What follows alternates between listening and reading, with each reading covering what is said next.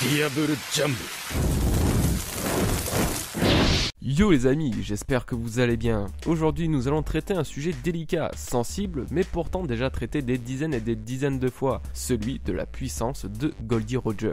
Je vais essayer d'analyser son cas à ma façon et de le faire d'une façon des plus objectives possible. Dans tous les cas, je ferai en sorte de me distinguer des autres. Avant d'entrer dans le vif du sujet, je voulais vous parler rapidement de ma chaîne secondaire que j'ai ouverte très récemment. J'en avais d'ailleurs déjà parlé dans ma dernière vidéo. Eh bien, sachez que je viens d'y poster la première théorie qui porte sur League of Legends. Donc si jamais ça vous intéresse, je vous invite à aller y jeter un œil et pourquoi pas vous abonner pour me soutenir un petit peu. Gardez en tête que les sujets seront variés contrairement à ma chaîne principale où je me concentre uniquement sur One Piece. Les théories sur des jeux vidéo, des séries ou même d'autres mangas seront donc à l'honneur. Si vous êtes un minimum curieux, je pense que cette chaîne a le potentiel de vous plaire. En tout cas, je n'arrêterai pas mes vidéos One Piece pour autant.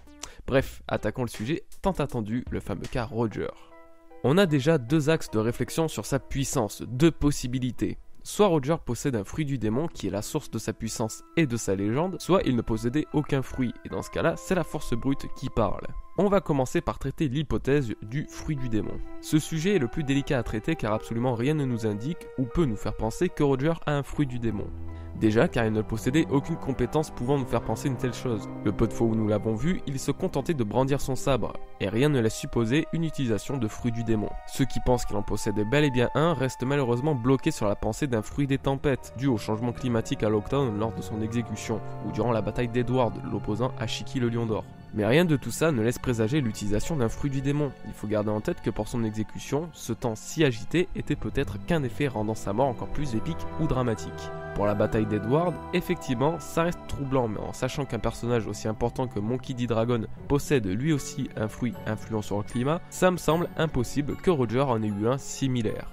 Donc bon, comme vous pourrez le constater, je ne suis pas spécialement fan de l'hypothèse que Roger possède un fruit du démon, et j'ai encore un élément en réserve qui va dans le sens de ma pensée. Pour ça, il va falloir retourner très loin dans le passé du manga, si loin que finalement, on se retrouve au tout début de l'histoire, au moment de l'affrontement Luffy contre Baggy. Je ne sais pas si vous vous souvenez de ce moment où Baggy explique sa rencontre avec Shanks le Roux, suivi de l'ingurgitation du Barabara no Mi qui deviendra par la suite son fruit du démon. On y voit donc l'équipage de Roger, sauf ce dernier. Après une expédition, ils expliquent avoir récupéré un fruit du démon. Et chose étonnante, c'est à peine s'ils croyaient en leur existence. Ils vont même jusqu'à dire que ces fameux fruits ne peuvent être qu'une légende. Baggy dit lui-même qu'il faudrait être idiot pour avaler ce genre de fruits et qu'il n'a jamais vu un pirate ne sachant pas nager. Et je pense que là il s'agit d'un premier indice laissé par Oda pour nous expliquer qu'aucun membre de l'équipage du roi des pirates ne possédait de fruit du démon.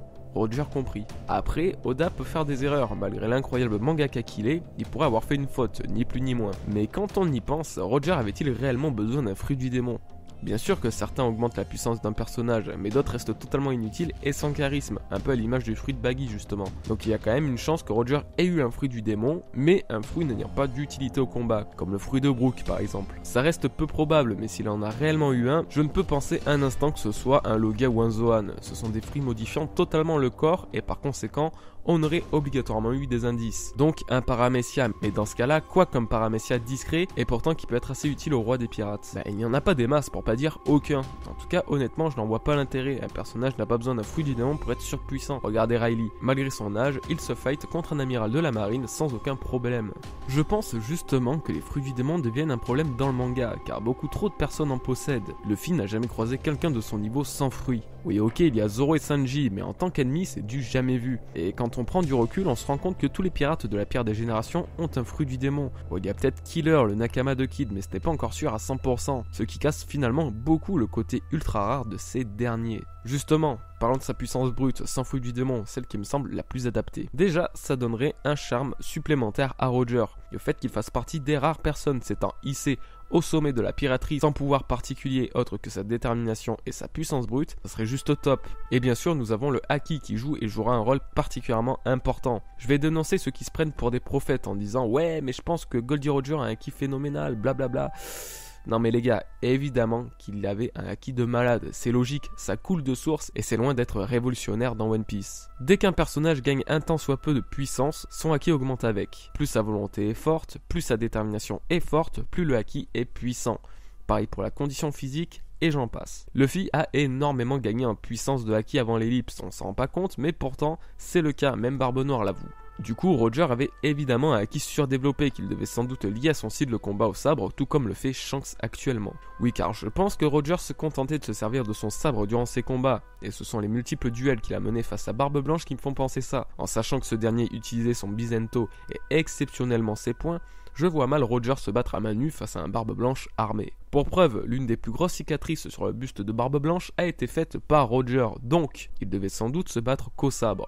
Une cicatrice vient quasiment toujours d'une attaque à l'arme blanche, sauf cas exceptionnel. Et donc, tout comme Riley et Shanks, sa puissance se suffisait à ça, un simple sabre couplé à son acquis. Et finalement, tout se limite à ça. Après, il faut aussi penser que quand on mentionne la puissance de Roger, son équipage en fait aussi partie. J'entends par là que Lauro Jackson faisait partie de la puissance de Roger, Silver Riley faisait partie de la puissance de Roger, ses connaissances sur les armes antiques font aussi partie de sa puissance. Tout ça réuni forme un tout qui est la légende de Roger. Après, était-il vraiment l'homme le plus puissant du monde ? Si on prend un peu tous les récits vantant la force de Roger, on apprend surtout qu'il se battait à armes égales avec Barbe Blanche et Garp. Ni l'un ni l'autre ne prenait spécialement le dessus sur son adversaire. Ce n'est donc pas parce qu'il était le roi des pirates qu'il était automatiquement au-dessus de Barbe Blanche par exemple. Ce titre si exceptionnel lui est attribué uniquement car il est allé là où personne n'est allé. Mais ça ne le rend pas supérieur à son rival sur le plan physique. J'ai donc peur qu'on surestime Goldie Roger. Ça me fait chier de dire ça, et certes c'est une puissance de la nature reconnue par ses plus grands rivaux, mais je ne pense pas qu'il se distingue autant que ça des autres. Attention, les autres, comme je le dis, sont quand même Barbe Blanche et Garp, je citerai bien Kaido aussi, mais on ne connaît pas sa relation avec Roger, et on ne connaît pas réellement sa puissance non plus. Ceci dit, pour avoir le titre de créature la plus forte du monde, Kaido ne doit clairement pas être bien éloigné de la puissance de Roger. Je pense que ces deux-là, plus Barbe Blanche, composaient une sorte de monster trio de l'époque. Donc comme vous pouvez le comprendre, je ne suis pas trop d'accord avec ceux qui voient énormément d'artifices autour de Roger et de sa puissance. Je pense qu'elle est particulièrement simple au final. Après tout, avouez que ça n'aurait pas la même saveur si Roger tirait sa force légendaire d'un fruit du démon. Et nous pouvons voir avec Riley et Shanks qu'un personnage n'a pas spécialement besoin de ça pour être surpuissant. Je pense avoir globalement fait le tour. À vrai dire, je voulais surtout donner mon avis sur ce sujet qui intéresse tant de monde. Je pense juste que la solution au problème est toute simple et que Roger n'est simplement qu'une puissance de la nature, sans pouvoir particulier. Tous les éléments présents dans le manga nous laissent penser une telle chose, et peut-être que pour une fois, c'est aussi simple que ça. Sur ce les amis, je vous remercie d'avoir regardé cette vidéo. N'oubliez pas d'aller checker la chaîne secondaire et d'aller regarder ma dernière grosse théorie sur Lady et l'ancien royaume. Peace à vous les amis.